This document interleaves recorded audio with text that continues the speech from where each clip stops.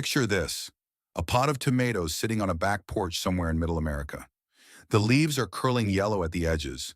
The soil has pulled away from the walls of the pot, cracked and pale, hard as a dinner plate. Water poured on top just rolls right off. The dirt actually repels it like wax. Now here is the uncomfortable question no garden center wants anyone to ask. How can soil, the stuff that is supposed to give life, become so dead that it refuses to even absorb water? The answer is hiding inside a $70 billion industry secret. And the fix? It costs less than $1. It sits in almost every kitchen in America right now.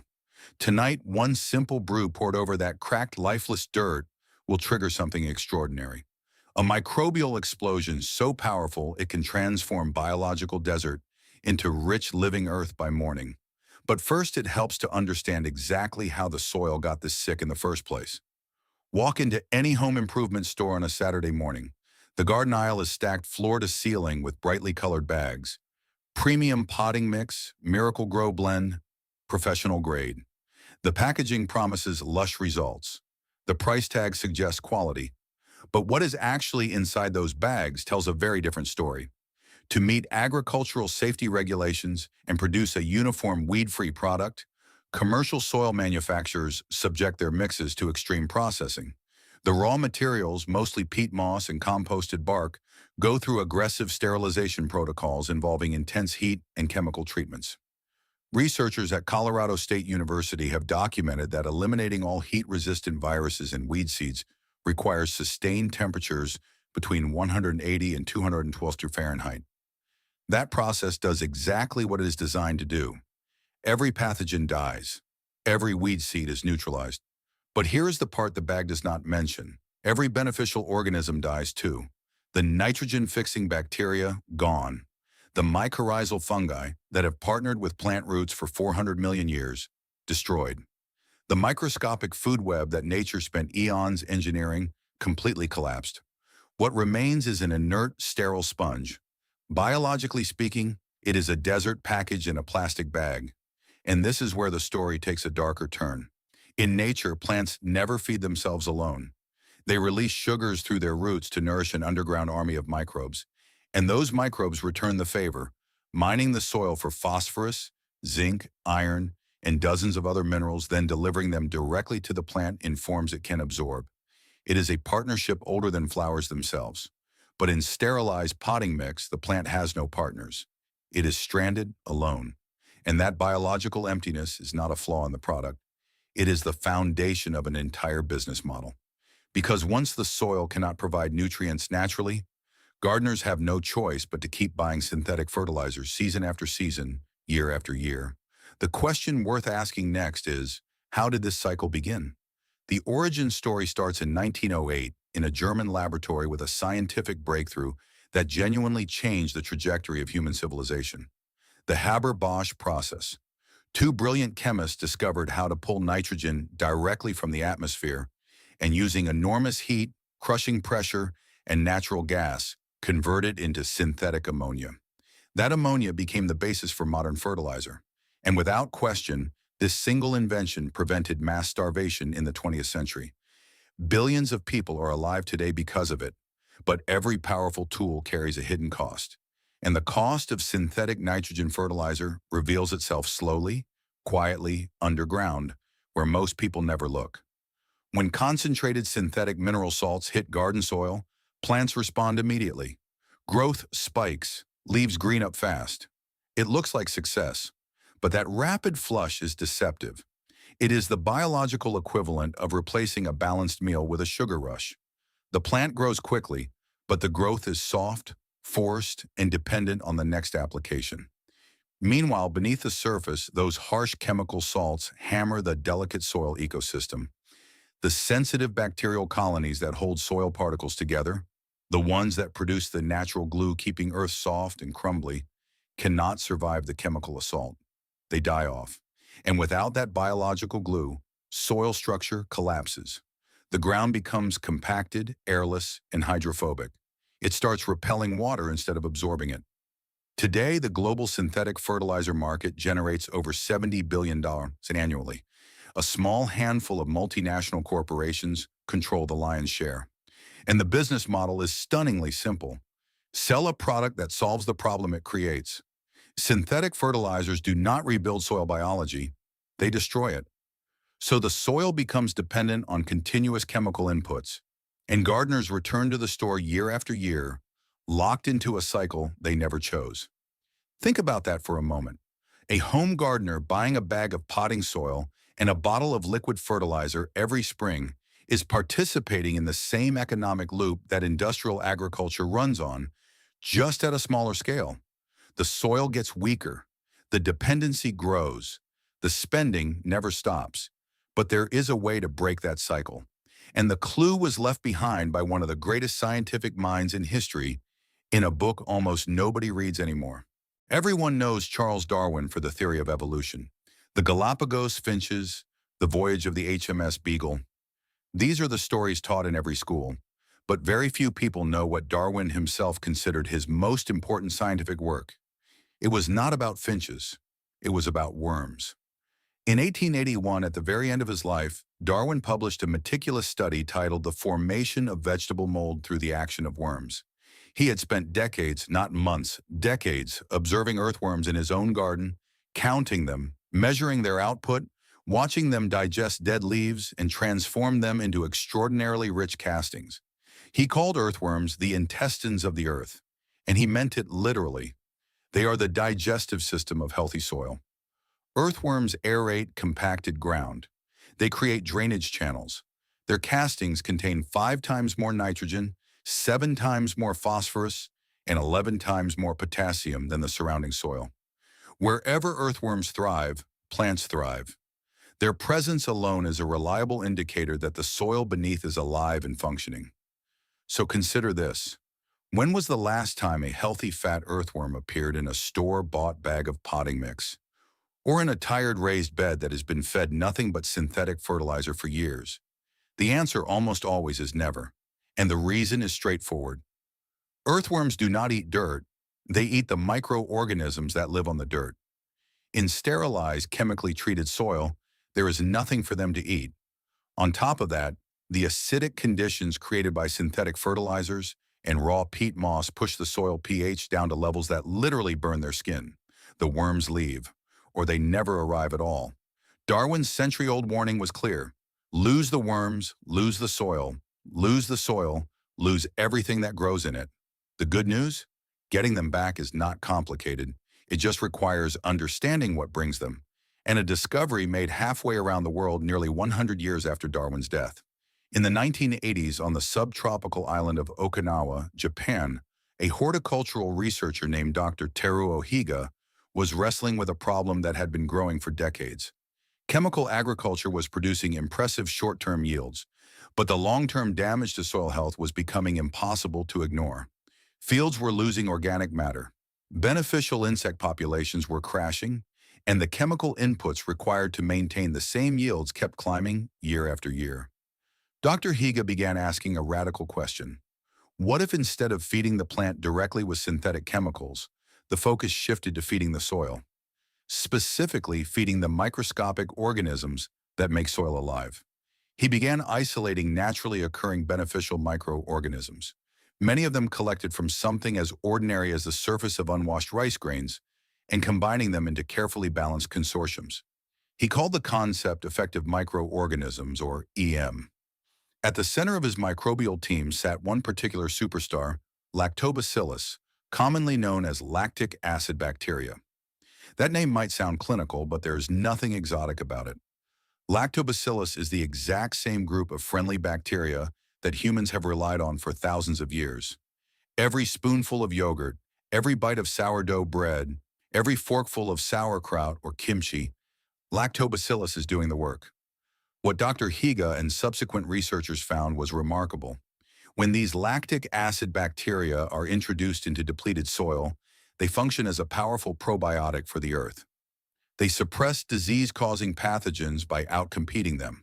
They break down trapped organic matter and convert it into dark, rich humus. They unlock minerals that were chemically bound and unavailable to plant roots. And they produce compounds, including B-group vitamins, that directly stimulate plant growth and root development.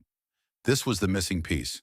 Not more chemicals, not more synthetic inputs, just the return of the microscopic workforce that industrial agriculture had systematically wiped out. The irony is hard to miss. Humanity has been fermenting food with these exact organisms for at least 10,000 years, long before anyone understood what bacteria even were. The knowledge was always there. It just needed to be pointed at the ground instead of at the kitchen counter. And the most remarkable part? Cultivating these organisms at home requires no lab, no special equipment, and almost no money. The ingredients are already sitting in the kitchen. Rice, molasses, and ash. Three ordinary kitchen ingredients, one simple process, and a result that no commercial product on any garden center shelf can replicate. Because what this brew creates is too alive to survive in a sealed bag on a warehouse shelf for months. Here is exactly how it works, step by step. Ingredient 1. Fermented rice water, the biological starter. The next time rice is cooked for dinner, that cloudy rinse water that normally goes down the drain is liquid gold. It is packed with starches, complex carbohydrates, and trace minerals. The perfect food for capturing and multiplying beneficial lactic acid bacteria straight from the surrounding air. Here is what to do. Pour the milky rice wash water into a clean glass jar, filling it roughly 2-3 full. Drop in about half a cup of leftover cooked rice. This acts as a slow-release fuel source. Cover the jar loosely with a breathable cloth or paper towel secured with a rubber band. Never seal it airtight. The bacteria need airflow. Place the jar in a dark cabinet at room temperature, not in the refrigerator, not in direct sunlight. Just a quiet, dark shelf. Over 3 to 5 days, a slightly sour, pleasantly tangy smell will develop, very similar to fresh sourdough starter. That smell is the signal. What has happened inside that jar is a quiet miracle of fermentation. The lactic acid bacteria have been multiplying exponentially, and by day 5, that humble jar of rice water contains hundreds of millions of beneficial organisms per milliliter. A living workforce grown from kitchen scraps. If the jar smells foul, rotten, or strongly unpleasant, something went wrong. Discard it and start over. The correct smell is clean, sour, and slightly sweet, like yogurt or mild vinegar. Ingredient 2, blackstrap molasses, the high-octane fuel. The fermented rice water now contains a thriving population of beneficial bacteria. But before sending them into the harsh, dead environment of depleted soil, they need a massive burst of energy. That energy comes from blackstrap molasses. Blackstrap molasses, the dark, thick byproduct of sugar refining, is a nutritional powerhouse. It is loaded with simple sugars for immediate microbial energy, plus iron, calcium, magnesium, and potassium. It is cheap, widely available, and shelf-stable.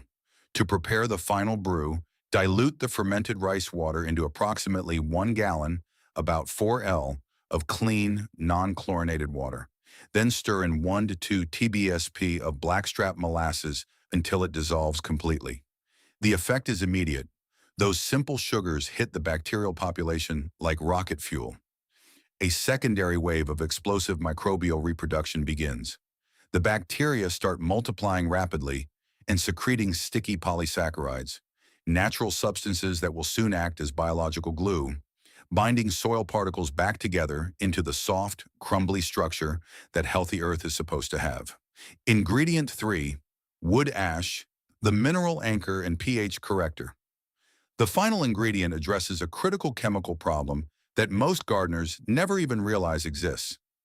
Commercial peat-based potting mixes are naturally highly acidic, often with a pH below 5.0. At that acidity level, essential nutrients like calcium and phosphorus become chemically locked up, unavailable to plant roots no matter how much fertilizer is added. And that low pH is one of the main reasons earthworms avoid commercial potting soil. It burns their sensitive skin. Plain untreated wood ash from a fireplace or fire pit is a natural alkaline material, rich in potassium carbonate, silica, and trace minerals. It is an excellent pH corrector. However, and this is important, raw wood ash applied directly to plant roots can be caustic and damaging. It is too harsh in its unprocessed form. This is where the chemistry of the brew becomes elegant. Adding roughly 1/4 cup of clean wood ash to the molasses and rice water mixture creates a controlled reaction. The organic acids produced by the lactic acid bacteria neutralize the harsh alkalinity of the raw ash, converting those caustic minerals into soft, bioavailable plant-friendly nutrients. The ash simultaneously raises the pH of the acidic brew to a range that earthworms and plant roots prefer. Use only ash from clean, untreated wood. No charcoal briquettes. No painted or pressure-treated lumber. No fireplace logs with chemical starters. Just plain hardwood ash. Stir it in. Let it react for 10 to 15 minutes. The brew is now complete. A bubbling, earthy-smelling living tonic containing billions of beneficial organisms, readily available minerals, and the biological building blocks to rebuild dead soil from the inside out. Evening is the ideal time to apply this brew. The sun is down, evaporation drops, and the cooler temperatures give the microbes their best chance to establish before the heat of the next day. Pour the diluted brew slowly and generously over the surface of tired, compacted soil. Potted plants, raised beds, neglected garden patches. The goal is thorough saturation, not a light misting. The soil should be visibly wet all the way through. Then walk away. Go to sleep. Let the night shift begin. Here is what happens in the dark while no one is watching. Sterile, compacted soil is hydrophobic. Its surfaces are coated with dried mineral residues that repel water, which is why that cracked potting mix sends water sliding down the sides of the pot. But the microbial surfactants in this brew break that surface tension. The liquid penetrates into microscopic pores that have been sealed shut for months or even years. Over the next 12 to 18 hours, billions of lactic acid bacteria enter their colonization phase. They spread across soil particles, attach to root surfaces, and begin forming biofilms, thin, living coatings that transform dead mineral surfaces into biological real estate. Then something even more remarkable begins. The newly established bacteria start partnering with native mycorrhizal fungi already dormant in the soil. Together they weave an underground network of thread-like filaments called hyphae. This fungal network can extend the effective reach of a plant's root system by up to 100 times. It functions as an underground resource-sharing system, trading sugars for minerals, transporting water across distances no single root could reach, and even transmitting chemical warning signals between plants when pests attack. And the earthworms?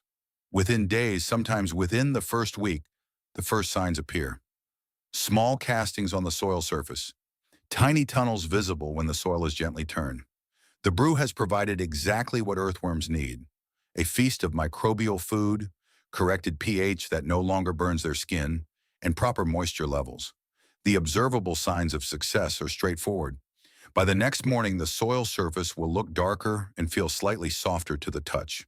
Within a week, water poured on top will absorb instead of running off. Within 2 to 3 weeks, the soil texture begins transforming from hard, pale, and compacted to dark, crumbly, and spongy. The kind of soil that smells rich and alive when a handful is squeezed. That smell, the deep, sweet, earthy fragrance after a warm rain, has a scientific name. It is called petrichor, and it is the smell of billions of microorganisms doing exactly what they were designed to do. That cracked, pale, water-repelling potting mix did not need to be thrown away. It did not need an expensive replacement. It just needed its biology back. And now it has it. What happens in a single garden pot mirrors what is happening on a global scale. And one recent devastating example proves just how high the stakes really are. In 2021, the government of Sri Lanka made a dramatic decision. Motivated by environmental goals, the country implemented a sudden, total, overnight ban on all synthetic chemical fertilizer imports. Farmers across the island were ordered to switch to organic methods immediately. The intention was noble. The execution was catastrophic.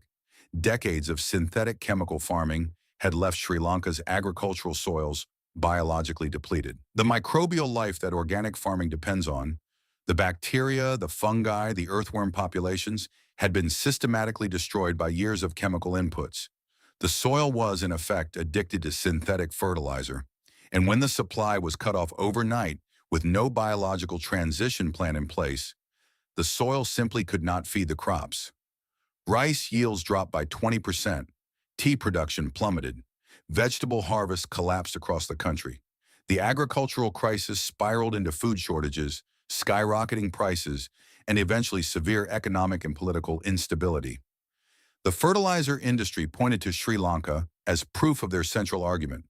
The world cannot feed itself without synthetic chemicals. But the real lesson is more nuanced than that, and it applies directly to every home garden. The failure in Sri Lanka was not that organic methods do not work. The failure was that a dead biological system was expected to function overnight without first being rebuilt. No one cultured indigenous microorganisms. No one transitioned the soil biology gradually. The chemistry was removed, but the biology was never replaced. That is the exact same mistake gardeners make when they stop using synthetic fertilizer on exhausted soil and expect nature to simply take over. It does not work that way. The biology has to be intentionally restored first. A $1 kitchen brew will not fix a nation's agricultural crisis overnight, but it represents something powerful, a decentralized, science-based approach to soil regeneration that anyone can practice. No government mandate required, no corporate supply chain needed. Just millions of gardeners quietly rebuilding the biology beneath their own feet, one jar of fermented rice water at a time. So here is what it comes down to. A jar of rice water, a spoonful of molasses, a pinch of wood ash. Three things that cost almost nothing combined into a brew that does what no bag of synthetic fertilizer has ever done. It brings soil back to life. Tonight, save the rice water. Find the molasses in the back of the pantry. Scoop a handful of ash from the fireplace. Brew it. Pour it over the most tired, most neglected pot of soil in the garden. And tomorrow morning, go outside and touch that soil. It will feel different. It will smell different. And given a few weeks, it will grow differently. Because for the first time in possibly years, that soil will not just be holding a plant, it will be feeding one. The earthworms will come back. The roots will reach deeper. And that tomato, the one that has not tasted right in years, might just remind someone of the one their grandmother used to grow. Until next time, keep your hands in the dirt and your heart close to the earth. Happy gardening. If this story changed the way you look at the soil in your backyard, please subscribe and like the channel. We are unearthing the history and science that they have tried to bury. Let's plant the future together. The next treasure of the earth will be revealed soon.